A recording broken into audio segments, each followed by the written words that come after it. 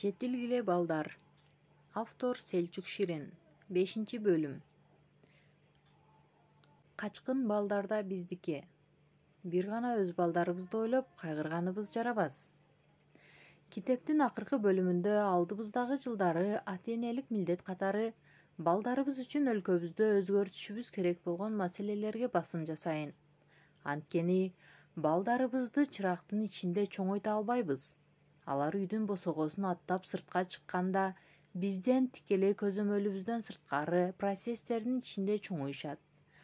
Коомдук, саясий, экономикалык тутум бала тарбиялоодо үй-бүлөдө эле маанилүү.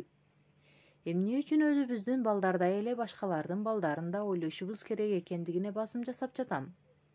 Анткени балдарыбыздын келечегин башка балдардын келечегинен бөлүп элестетүүгө болбойт. Баланын өнүгүүсү бир гана үй ичинде башталып, сиз жана балаңыздын ортосунда жыйынтыктала турган процесс эмес. Албетте, сиз ата-эне катары бул процессти багыттоочу ролуңуз бар. Бирок, аңгемени бир гана өзүңүз жазууга киришсеңиз, каш коем деп көз чыгарып алуу коркунучу өтө жогору. Ушундан улам бир гана өз балаңызды эмес, башкалардын балдарын да ойлоп түйшөлүүңүз зарыл. Анткени аңгеменин калган бөлүгүн алар биргеликте жазышат. Бир күн келип, балдарыбыз уядан учканда, ал балдар менен биргеликте жаңы жашоого карай канат кагышат. Дал ушул себептен улам башка балдардын муң арманын түшүнүүгө жана түшүндүрүүгө, алардын проблемаларын тең бөлүшүүгө аракет кылам. Анткени бир гана өз балабызды эрезеге жеткирүү менен максатыбызга жете албайбыз. Биз жашап турган коомду, дүйнөнү дагы ойлоп түйшөлүүбүз зарыл. Жакырчылык кишени муундан муунга мурас калтырылат. Вьетнам докладында айтылгандай, жакырчылыкта төрөлгөн бир бала өмүрүнүн көпчүлүк бөлүгүн ашкере жакырчылыкта өткөрсө, негизинен өмүр бою жакырчылыктан кутула албайт. Ал тургай жокчулукту кийинки муунга да мурас калтырат. Мунун себеби жокчулуктун эң башта мээнин өөрчүүсүнө, ден соолугуна, билим алуусуна, деги эле нормалдуу чоңоюшуна тоскоол болгонунда. Арине, али эненин боюнда кезинде тартып эле жакыр балдар тең туштарынан физикалык жактан айырмалана баштайт. Апанын толук кандуу азыктан албоосу, финансылык жана башка сар-санаалардын натыйжасында гормоналдык жактан өйдө ылдый бузулуулар жана башкалар тоскоолдук кылат. Жакыр балдар аз салмак менен төрөлөт. Муну турулай өнүгүү процесси эң ыкчам алгачкы 36 айда жетишсиз азыктанган балдар физикалык, интеллектуалдык жактан да тең туштарынан артта калат. Андан соң бул жетишпестиктер эсселеп көбөйө берет. Мектепке чейинки даярдыктан тартып сапаттуу мектептерде билим алууга чейинки деги эле баардык тармактарда үстү-үстүнө кабыла берет бул жакыр балдар. Андан кийинкисин билесиздер. Жогорку класстарда мектепти таштоо менен башталган, кара жумуш менен улантылган жана андан ары кийинки муунга мурас калтырылган туңгуюк айлампа. Кырдаал үмүт шамын өчүрчүдөй, бирок жем каржынын белгилүү ырындагыдай жокчулук маңдайыбызга мөөрлөнүп калган эмес. Албетте, кантип болсо да баарыбыз бул жаатта түйшөлөлү. Бул балдарга да өз балдарыбыздай камкордук кылалы. Эмне кылуу керек? Жакыр балдардын проблемасы бир гана бизге тиешелүү көйгөй эмес. Дүйнөдөгү балдардын жарымы жакырчылыкта жашашат. Бирок акыркы жылдары бул көрсөткүч барган сайын жакшы жакка өзгөрүп жатат. Өнүгүү боюнча адистер бул көйгөйдү чечүү жолдорун канча жылдан бери издеп жатышат, таап да жатышат. Андыктан колубузда кайсыл реформанын канчалык эффективдүү экендигине байланыштуу мол рецепттер бар. Бул багытта биз билгендер төмөнкүчө. Баардык көйгөйлөрдө эле жакыр балдардын санын азайтуунун алгачкы баскычы ал проблеманы ойлоп түйшөлүү болуп саналат. Диагноз койбой туруп дарылоо мүмкүн эмес. Бул жаатта алдыбыздагы жылдары жакыр балдар проблемасы карала баштаса, бул проблеманы чечүүдө маанилүү кадамдар ташталат деген үмүттөбүз. Конкреттүү түрдө жакыр балдарды жана бул жакырчылыктын балдарга терс таасирин азайтуу үчүн менин сунуштарым төмөндөгүдөй. Биринчи, жакырчылыктан жапа чеккен кош бойлуу аялдарга медициналык кызмат сунуу менен эле чектелбестен, ага кошумча азык-түлүк жагынан да жардам беришибиз керек. Экинчи, төрөлгөндөн 3 жашка чейинки балдарга негизги медициналык кызмат көрсөтүү жана баш баянек менен камсыз кылуу. Мындан да маанилүүсү, бул кырактын баланын өөрчүүсүндөгү эң чукул, маанилүү курак экенин коомчулукка түшүндүрүүбүз зарыл. 3 жаштан 6 жашка чейинки куракта айрыкча жакыр балдарды сапаттуу бала бакча менен камсыз кылуубуз зарыл. Баардык экономисттердин орток пикири боюнча өнүгүүнүн сыйкырдуу формуласы дал ушул мектепке даярдыкта калтырылат. Төртүнчү, жакыр балдардын абалын жакшыртуунун негизги механизмдеринин бири жакыр аялдардын экономикалык абалын жакшыртуу. Бул багытта өнүгүү реформаларын пландап жатып, жакыр аялдарды окутууну жана жумушка орноштурууну көздөгөн саясатка приоритет берүүбүз зарыл. Бешинчи, аягында айтаарым, Туркияда жакыр балдардын саны географиялык чөлкөмдөргө жараша кескин түрдө айырмаланат. Түштүк-чыгыш Анатолия, жер ортолук деңиз жана түндүк-чыгыш Анатолияда жашаган балдардын жарымы өтө жакырдыкта жашашат. Алдыбызда жасалчу реформаларда ушул чөлкөмдөргө басым жасашыбыз зарыл. Тагыраак кылып айтканда, кайсыл региондо жакыр балдар көбүрөөк болсо, ошол регионго көбүрөөк көңүл буруубуз зарыл. Жаштардын үмүтүн үзгөн бул кырдаалды өзгөртүүгө мажбурбуз. Жаштарыбыздын канчалык бактысыз экенин баяндаган болчумун. Бул бактысыздыктын көптөгөн себептери бар. Бирок бул себептердин ичинде эң негизгиси келечек тууралуу кайгы. Анткени расмий статистика боюнча 15 жаштан 29 жаштагы жаштардын 30% эч бир жерде окушпайт, эч бир курска барышпайт жана иштешпейт. Жаштар өз келечегинен үмүтсүз. Эгерде келечегибизге инвестиция кыла турган болсок, эң башта жаш кыздарыбыздын мектепти таштоо проблемасын баштараак чечишибиз зарыл. Дал ушул сыңары дүйнө менен атаандашкыбыз келсе, кыз-келиндерибизди жумуш орундары менен камсыз кылуубуз керек. Жогорудагы маалыматтарга карап, бирок агай, инсандар эне болуп убактысын бала тарбиялоого сарптоону тандашы да мүмкүн го, дегениңизди баамдап турам. Туура, мындан да сонун дагы эмне бар?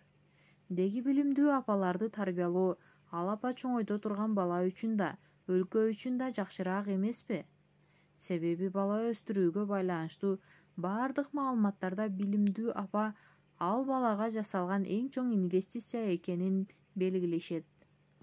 Бизди чоңойткон апалардын мындай мүмкүнчүлүгү жок болчу. Менин апам мисалы башталгыч классты эле бүтүргөн. Мүмкүнчүлүк жок болгон. Айылда орто мектеп болбогону үчүн окуусун уланта албаптыр. Дүйнөдөгү мен тааныган апалардын ичинен эң ийгиликтүү апа менин апам.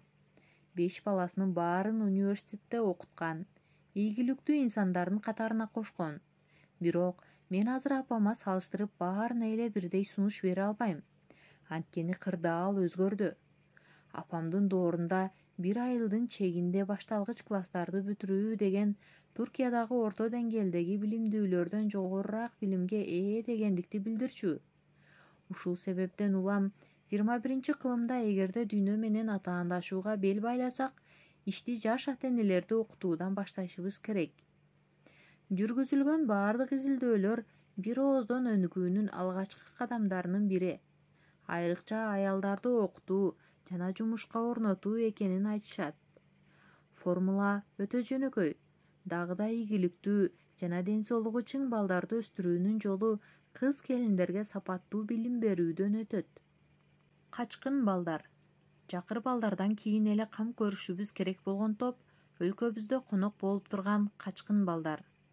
Расмий маалыматтар боюнча өлкөбүзгө 2 миллионго жакын качкын балдар жашайт. Бул балдардын бир бөлүгү Туркияда туулган. Алардын саны барган сайын өсүүдө.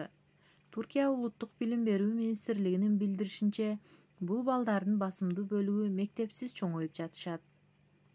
Согуштун баардык каарын, азабын көргөн, туулган жеринен ажыраган, олуттуу түрдө физикалык жана моралдык жактан жабыр тарткан бул балдарга жакшы бир келечек сунуунун жолу аларды активдүү түрдө билим берүү процессине катыштыруу болуп саналат. Качкын балдардын бизге кантип келип калганына карабастан өлкөбүздө жашаган качкын балдарга жаркын бир келечек сунууга мажбурбуз. Алардын жашоого үмүт байлоосу деген алардын эле эмес, өз балдарыбыздын да келечегине инвестиция жасагандыкка жатат. Эмненин кайсыл убакытта өзгөрөрүн убакыт чечет. Башка китептеримдеги салтымды улап, сиздер менен бир эскерүүмдү бөлүшүп коштошоюн. Университетти бүтүргөндөн кийин үй бүлөлүк себептерден улам батыраак иштеп башташым керек эле. 5 бир тууганбыз. Жана менден кийин баары университетке тапшырышты. Кирешебиз мугалим атамдын айлыгы менен гана чектелчү. Мен батыраак акча таап, үйдөгүлөрдү камсыз кылышым керек эле. Айлыгы жакшы деп бир банкка ишке кирдим. Бирок ишимден канааттанчу эмесмин. Банкирлик менен табиятыма терс иш. Илимий карьераны кыялданып жүргөм.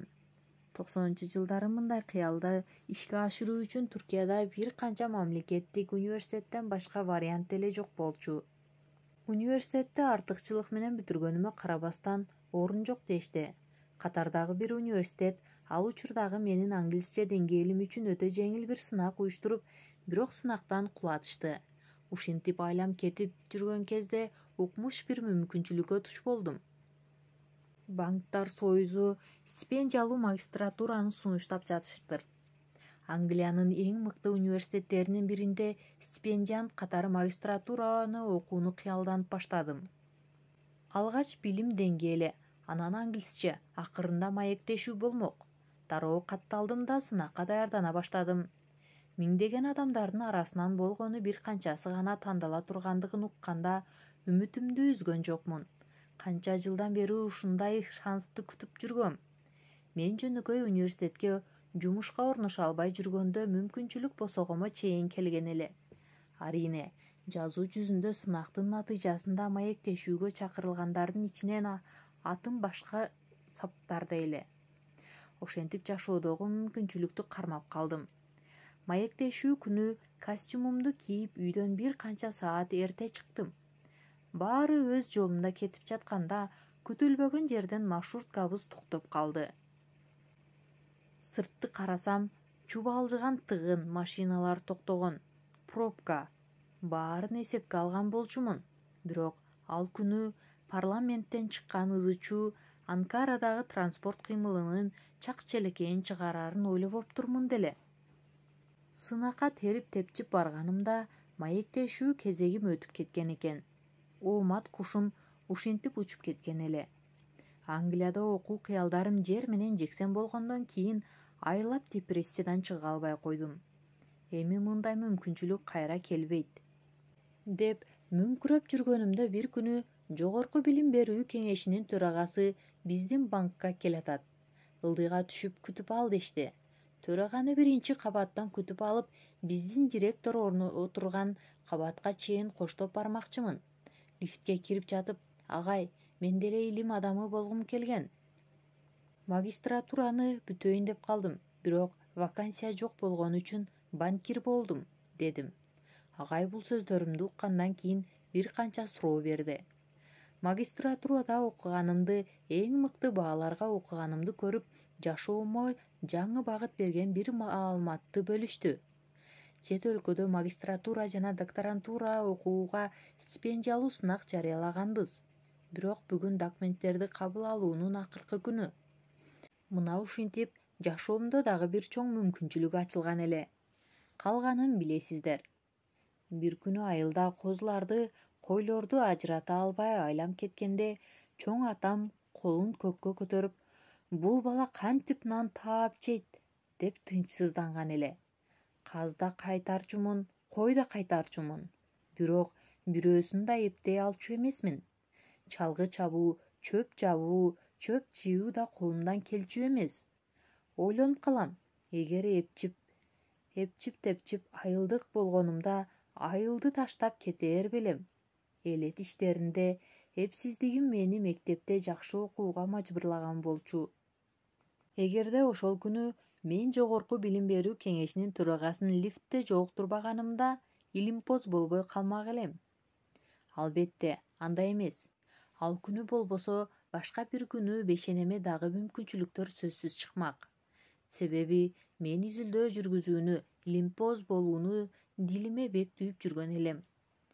Жөн гана дилиме түйүп калбастан, балким мүмкүнчүлүк чыгып калар деп магистратураны окуп жүргөм. Ошону менен бирге TOEFL, SMAL сынактарга да дайыма даяр жүрчүмүн. Болбосо ошол күнү төрага менен жолукмакмын. Бирок же мен анын эмне дегенин түшүнмөк эмесмин, же ал менен даяр эмес экенимди көрүп мага жол көрсөтмөк эмес. Кыскасы, эртең эмне болоорун эч ким алдын ала айта албайт. Эң негизгиси, сиз дайыма даяр туруңуз. Каалгаларды каккылаңыз. Эч бир ийгилик өзүнөн өзү жаралбайт. Эч бир ийгиликтүү инсан ал даражага шанс аркылуу жетпейт. Үмүтүбүз балдар кура турган дүйнөдө. Жетилгиле балдар. Ыраазычылык. Бул китептин ар бир сабына жооптуу менмин. Кемчиликтер, чекиликтер мага таандык. Бирок ортодо мыкты дей турган эмгекти көрө алсаңыз, анын ээси көп. Алгач Нью Ширин изилдөө лабораториясында жылдар бою мени менен эриш аркак бала жана өспүрүмдөрдүн өнүгүүсү боюнча изилдөө жүргүзүп келе жаткан кесиптештериме ыраазычылык билдирем. Ошондой эле ар түрдүү жумуштарда эмне көйгөй болбосун дайыма колдоп турган жоро жолдошторума, досторума ыраазычылык билдирем. Мындай машакаттуу ишти сүйүктүү Селин ишке ашырды. Ага дагы ыраазычылык. Кенже курактагы балдар боюнча мага устаттык кылган карындашым Дерия Шириндин да бул китепке көптөгөн салымы бар. Бар бол, Дерия. Китептин атын сүйүктүү досум Атеш Ильяс бошой койду. Китеп досторумдун колдоосу менен гана колуңуздардагыдай форматка ээ болду. Ар бирине ыраазычылык билдирем. Бул китеп илимий гана эмгектеримден эле эмес, үй бүлө менен башымдан өткөргөн окуялардын жыйындысы.